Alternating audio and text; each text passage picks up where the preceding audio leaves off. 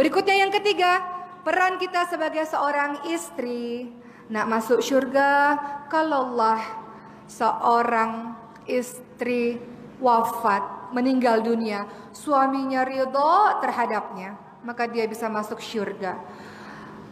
Kalau seorang istri sudah sholat 5 waktu, puasa di bulan suci Ramadan, menjaga dirinya, harta suaminya, kesucian dirinya, dia masuk syurga dari pintu mana saja yang dia inginkan. Begitu kata Rasulullah SAW. Ada kisah seorang tabi'in. Jadi laki-laki ini sedang belajar dengan gurunya, dengan syekh di masjid. Rajin sekali belajar. Tiba-tiba ada orang tua, bapak tua, yang penampilannya kaya raya, penampilannya bersih, tampan. Kemudian laki-laki tua itu mengatakan pada syekh, "Syekh, anak saya perempuan belum menikah. Punya tidak syekh seorang murid yang kiranya bisa menjadi suami bagi anak saya?" Lalu syekh menunjuk pemuda yang belajar tadi. Pemuda yang belajar tadi pun melihat bapak tua ini penampilannya kaya raya, wajahnya tampan. Pastilah anaknya pun tak jauh-jauh dari ayahnya. Pastilah anaknya pun cantik seperti ayahnya yang tampan. Akhirnya syekh tersebut mengatakan, "Kau mau tak menikah dengan anak perempuan dari bapak ini?" "Mau syekh," kata sang pemuda tersebut. Akhirnya dinikahkanlah di masjid itu. Lalu bapak tua ini pun membawa anak muda tadi, dibawa pulang ke rumahnya. Anak muda tadi melihat di rumahnya bapak tua tersebut, "Masya Allah, rumahnya besar. Luar biasa, betapa bahagianya hati saya menikah dengan seorang perempuan yang pasti cantik dan kaya raya seperti ini." Ketika masuk ke dalam kamar, maka alangkah terkejutnya pemuda ini, karena ternyata perempuan tersebut adalah perempuan yang memiliki begitu banyak aib. Matanya tak dapat melihat, begitu banyak penyakit kulitnya, rambutnya botak karena penyakit kulitnya, mulutnya tak bisa berbicara. Keadaannya sangat buruk, sehingga pemuda tersebut sangat terkejut. Lalu pemuda tersebut pun ingin segera menceraikan perempuan itu. Namun perempuan itu dengan merangkak mengatakan, "Jangan ceraikan saya. Tolong jangan ceraikan saya. Saya hanya ingin mendapatkan syurga dengan menikah, dan kalau suami ridho, saya bisa masuk syurga dengan ridho dari suami.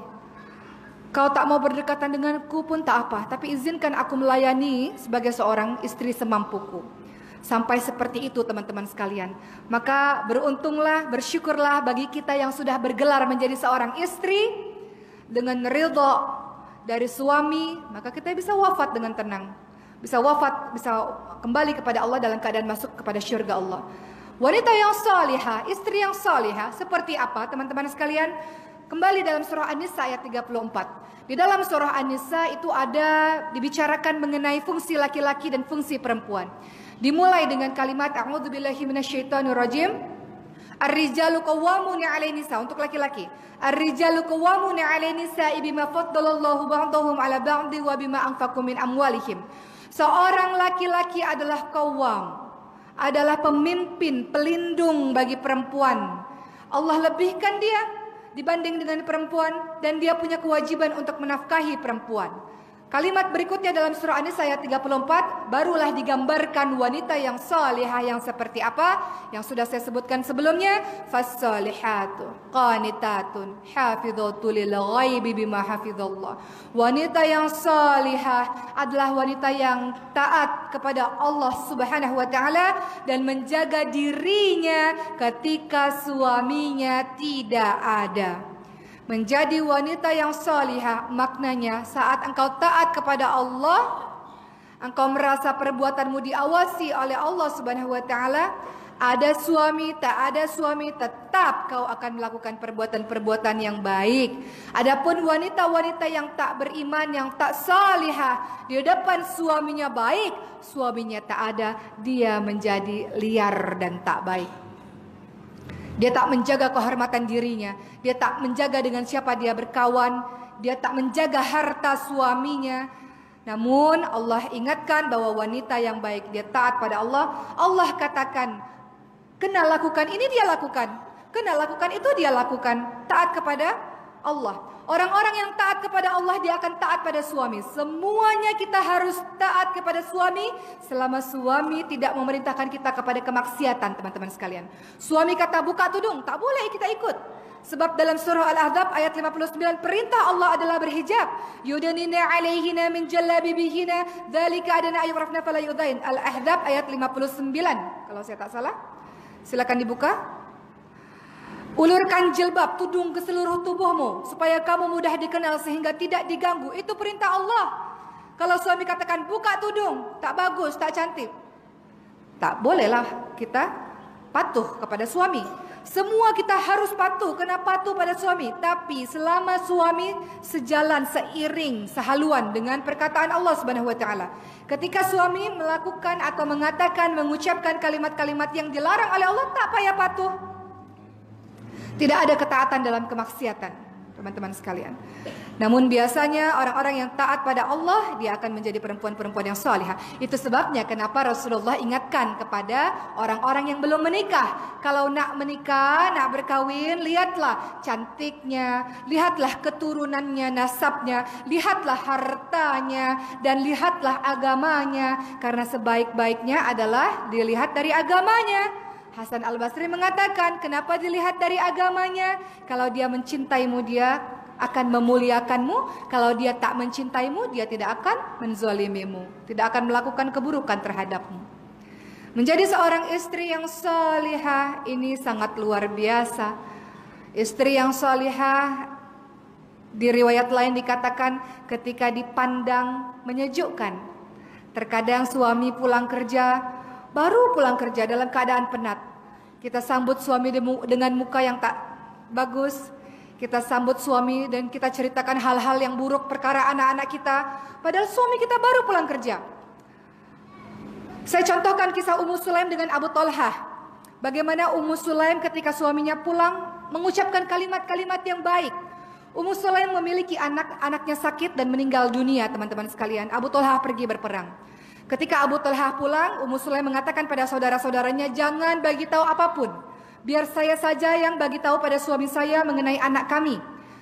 Malam itu Abu Talhah mengatakan, bagaimana keadaan anak kita? Ummu Sulaim mengatakan, anak kita dalam keadaan baik-baik saja, dalam keadaan tenang saja. Maka pada malam itu Ummu Sulaim memasakkan masakan paling sedap. Dan malam itu Ummu Sulaim melayani suaminya dengan baik, seolah-olah seperti malam pertama. Di pagi hari, singkat cerita, Ummu Sulaim pun mengatakan, wahai suamiku, sesungguhnya anak kita adalah milik Allah dan Allah bisa ambil kapanpun. Abu Talhah paham dan Abu Talhah marah. Hal ini diadukan pada Rasulullah. Rasulullah mengatakan bahwa semoga kelak dari keturunanmu akan lahir orang-orang yang salih dan salihah, keturunan yang salih dan salihah. Ummu Sulaim adalah wanita yang salihah. Lihat bagaimana pandainya perempuan ini, Ummu Sulaim bisa mengatakan hal yang mampu menenteramkan hati suaminya. Beliau pilih kalimat-kalimat yang baik kepada suaminya. Beliau tahu ketika suaminya dalam keadaan penat, dalam keadaan tengah pulang berjuang, tak bolehlah bagi berita buruk seketika. Jadi dia kena ambil masa untuk menenangkan dirinya dan menenangkan hati suaminya. Wanita yang salihah. Wanita yang salihah seperti siapa lagi? Seperti Khadijah radhiyallahu anha. Ada 4 wanita penghulu syurga, teman-teman sekalian, yang disebutkan dalam hadis sahih. Siti Maryam, Fatimah, Khadijah, dan Asia. Kita bincang dulu perkara Khadijah radhiyallahu anha. Seorang wanita yang qurratu a'yun, menjadi penyejuk mata, penyejuk hati untuk suaminya. Tengok apa yang dilakukan oleh Khadijah ketika Nabi Muhammad SAW baru menerima wahyu di Gua Hira dalam keadaan takut dan menggigil. Rasulullah pulang, Khadijah lah yang menenangkan Rasulullah. Khadijah tak bertanya banyak. Khadijah menenangkan Rasulullah. Ketika Rasulullah sudah dalam keadaan tenang, diselimuti oleh Khadijah, Khadijah barulah bertanya apa yang sesungguhnya terjadi dan mencari solusi. Dibawalah Rasulullah kepada Waraqah bin Naufal untuk menceritakan apa yang sesungguhnya terjadi pada Rasulullah SAW. Wanita yang salihah bukan menyusahkan, ia menenteramkan, qurratu a'yun. Karena ibu-ibu sekalian, baby itu bukan anak kecil saja. Ada yang namanya big baby. Siapa itu big baby? Suami kita. Suami kena kita uruskan. Oleh karena itu seorang istri kenalah jadi penyejuk mata, penyejuk hati yang menenteramkan kita. Contoh Khadijah radhiyallahu anha, dan bukannya menambah masalah tapi menjadi pemecah masalah, dalam artian membantu suami dalam menyelesaikan masalah yang dia hadapi. Seperti Khadijah yang menyelesaikan masalah dari Rasulullah sallallahu alaihi wasallam, mencari solution dari sebuah permasalahan. Seorang istri luar biasa, Masya Allah. Kalau kita lihat istri lain, Asiyah yang disebutkan sebagai wanita-wanita penghulu syurga. Asiyah istri yang salihah, namun suaminya adalah Fir'aun. Tapi masih tetap kokoh dalam akidahnya, masih tetap baik dalam agamanya, cinta pada Allah luar biasa. Suami kita bukan Fir'aun, ibu-ibu sekalian. Kenapa tak sabar? Asiyah suaminya Fir'aun, sabar. Sampai Allah akhirnya membuatkan rumah di syurga bagi Asiyah. Suami kita bukan Fir'aun, tak sejahat Fir'aun. Kenapa tak sabar dalam menghadapi suami? Kalau ada permasalahan rumah tangga, saya nasihatkan untuk diri saya sendiri. Allah katakan apa? Ista'inu bisabri wassalah. Minta pertolongan pada Allah dengan sabar dan dengan sholat. Banyak orang-orang punya permasalahan rumah tangga, dia upload di sosial media, dia publish di sosial media. Dia ceritakan masalah rumah tangga dia pada orang lain. Banyak seperti itu. Kenapa engkau lakukan itu? Hunna libasul lakum wa antum libasul lahun. Kita dan suami seperti pakaian, saling menutupi aib satu sama lain.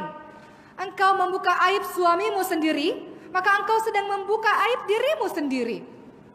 Engkau katakan pada orang lain, engkau ceritakan pada orang lain, suamiku, suami yang buruk, suami yang pelit, suami yang semua kata-kata buruk. Kita gunjingkan suami kita.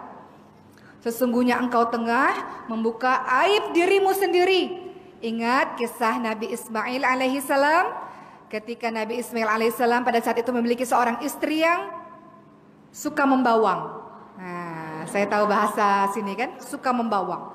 Nabi Ibrahim alaihissalam datang ke rumah anaknya Nabi Ismail alaihissalam. Nabi Ismail tak ada di rumah, hanya ada istrinya saja. Nabi Ibrahim katakan, bagaimana suamimu? Istri tersebut tak tahu Nabi Ibrahim adalah ayah dari Nabi Ismail alaihissalam.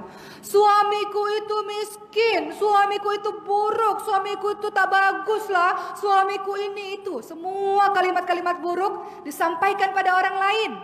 Maka apa kata Nabi Ibrahim? Katakan pada suamimu, kalau suamimu sudah pulang nanti, ganti pintu rumahnya, ganti pagar rumahnya.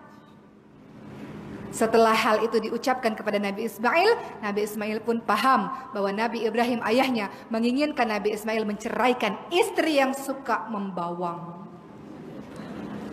istri yang suka bergunjing, istri yang suka membuka aib keluarganya sendiri, tak bisa menjaga lisannya.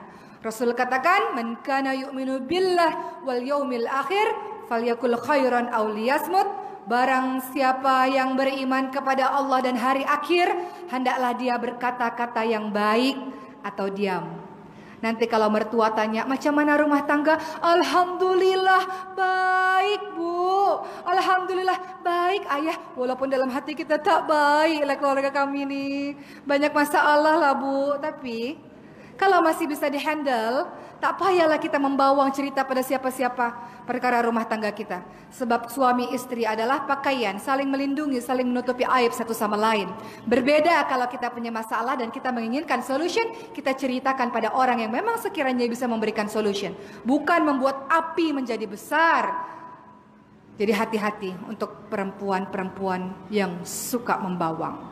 Pada akhirnya Nabi Ismail alaihissalam mengganti dengan istri yang baik. Nabi Ibrahim datang lagi. Nabi Ibrahim datang dan berkata kepada istri tersebut, istri yang baru ini, bagaimana suamimu? Alhamdulillah suami saya baik. Alhamdulillah suami saya menjadi imam yang hebat untuk saya. Penuh dengan kata-kata syukur. Inilah perempuan-perempuan yang hebat. Kalau ada masalah, perempuan yang salihah, Allah katakan sabar. Lihat Asiyah, tengok Asiyah, sabar. Kemudian minta pertolongan pada Allah dengan sholat. Sholat adalah waktu terbaik kita untuk bercakap-cakap kepada Allah Subhanahu wa ta'ala. Wudu, sholat, menangis sepuas-puasnya di hadapan Allah. Allah yang berikan permasalahan, Allah berikan jalan keluar. Kalau kita ceritakan pada orang lain, belum tentu orang lain mampu memberikan solution kepada kita. Sehingga seorang perempuan yang salihah hari-harinya adalah hari-hari yang penuh dengan menjaga kedekatan hubungannya dengan Allah Subhanahu wa taala. Begitu pula kita lihat ada penghulu wanita syurga lainnya, ada Siti Maryam, ada Fatimah.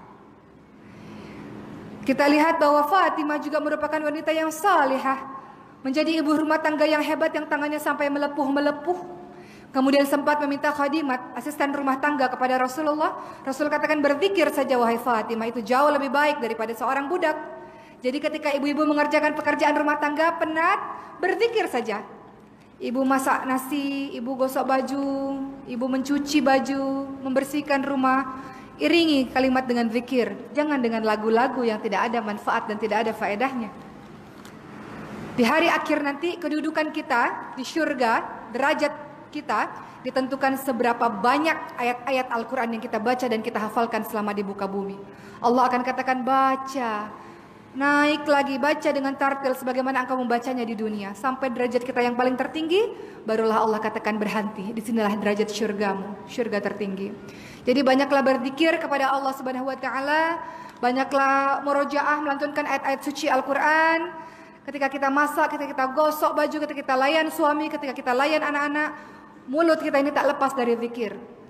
Atau banyak-banyak beristighfar kepada Allah Subhanahu wa taala. Dengan begitu, maka seluruh apapun yang kita lakukan akan bernilai ibadah. Ingat bahwa ketika kita mengucapkan kalimat-kalimat di dalam Al-Quran, satu huruf bernilai satu kebaikan bernilai 10 pahala. Alif lam mim bukan satu huruf. Alif lam mim itu ada 3. Alif, lam, dan mim. Alif satu huruf, satu kebaikan, 10 pahala. Lam satu huruf, satu kebaikan, 10 pahala. Berlipat-lipat ganda pahala yang bisa kita raih. Ibu rumah tangga bukan pekerjaan ringan, pekerjaan yang tidak ada masanya, 24 jam. Terkadang menjadi manajer keuangan, terkadang menjadi babysitter, terkadang menjadi chef, dan lain-lain. Seorang ibu rumah tangga adalah pekerjaan yang dahsyat luar biasa dan mendapatkan pahala yang hebat, apalagi apabila diiringi dengan zikir demi zikir. Fatimah mencontohkan kita untuk senantiasa berzikir ketika melakukan pekerjaan-pekerjaan rumah tangga. Itu adalah seorang istri, teman-teman sekalian. Pun seorang istri jauh-jauhilah diri dari prasangka-prasangka yang buruk. Biasanya kalau orang-orang yang baru berkahwin, orang yang baru menikah, suuzon luar biasa. Dia tengok, dia cek handphone suaminya. Dia tadi bagi pesan pada siapa? Dia call siapa? Dia berfoto dengan siapa? Suaminya pergi 5 menit sekali call saya ya suami saya. Tak boleh tak call, kena ambil foto pada orang-orang, kena bagi tahu saya dengan siapa kamu pergi 5 menit sekali. Biasa ini orang-orang yang baru menikah. Tak payahlah suuzon macam itu. Betul tak, Bu? Nanti kalau sudah 10 tahun, 20 tahun menikah, tak ada lagi macam itu, Bu, ya, insya Allah. Kenapa seperti itu? Karena banyak perempuan-perempuan yang suuzon, berprasangka buruk pada suaminya luar biasa. Ya ayyuhalladzina amanu, surah Al-Hujurat ayat 12. A'udzubillahi minasyaitonirrajim. Ya ayyuhalladzina amanu jtanibu katsiran minadh-dhonn inna ba'dadh-dhonni itsmun wa la tajassasu wa la yaghtab ba'dukum ba'da. Wahai orang-orang beriman, jauhilah kebanyakan dari prasangka, karena sebagian dari prasangka adalah dosa. Jangan suuzon pada suami sendiri sebelum kau tengok dengan mata kepala sendiri. Adapun ada berita-berita fasik dalam surah Al-Hujurat ayat 6, disuruh apa? Fatabayyanu. Kalau ada orang-orang fasik bawa berita, kata surah Al-Hujurat ayat 6, ya ayyuhalladzina amanu in ja'akum fasiqun binaba'in fatabayyanu. Ketika ada orang-orang fasik bawa berita yang belum tahu kita betul tak salah atau betul kita belum tahu, kita diminta untuk tabayyun, klarifikasi, tanya kepada orang tersebut. Jangan belum apa-apa suami tak tahu perkara apa-apa, kita sudah marah-marah pada suami, suuzon pada suami. Allah katakan jauhi kebanyakan dari prasangka, karena sebagian dari prasangkamu itu dosa. Dan jangan suka cari-cari kesalahan orang lain, terlebih cari-cari kesalahan suami. Suami dah baik, sholat di masjid, masih saja tak percaya. Jangan cari-cari kesalahan orang lain dan jangan suka menggunjing, gosip, membawang. Orang-orang yang melakukan ini, ayuhibbu ahadukum ayyakula lahma akhiki maitan fakarihtum. Kau seperti memakan bangkai saudaramu sendiri. Tentu kita merasa jijik ketika kita memakan bangkai saudara kita sendiri, apalagi suami kita sendiri. Seorang perempuan-perempuan yang salihah betul-betul dijaga lisannya nih. Banyak wanita masuk ke dalam nerakanya Allah, kata Rasulullah. Kenapa? Karena tak pernah bersyukur pada suaminya. Suaminya sekali buat salah, dia ingat-ingat betul kesalahan suaminya. Dia ingat-ingat betul kesalahan masa lalu suaminya. Dia katakan, suamiku ini tak baik lah. Tak ada kebaikan apapun pada dirinya. Dia buat salah satu, kita ingat betul sepanjang hari. Dia buat salah satu, kita tak berterima kasih. Kita lupa dengan semua kebaikan-kebaikan suami kita. Itulah yang Rasul katakan, inilah wanita penghuni neraka. Tak berterima kasih dengan suaminya. Suami buat salah satu, ada kurang satu, diingat betul kesalahan yang satu. Lupa dengan 1000 kebaikan lainnya. Wanita-wanita yang tak bersyukur, tak berterima kasih kepada suaminya adalah wanita-wanita ahli neraka. Maka biasakanlah lisan kita untuk berterima kasih kepada suami. Sebab dialah kita punya tempat tinggal yang selesa buat kita. Sebab dialah kita punya anak-anak yang comel-comel. Sebab dialah kita menjadi seorang istri, sebab dia kita menjadi seorang ibu. Terlalu banyak jasa-jasa suami kita, jangan sampai satu kesalahan yang dia buat membuat kita lupa akan seluruh kebaikannya.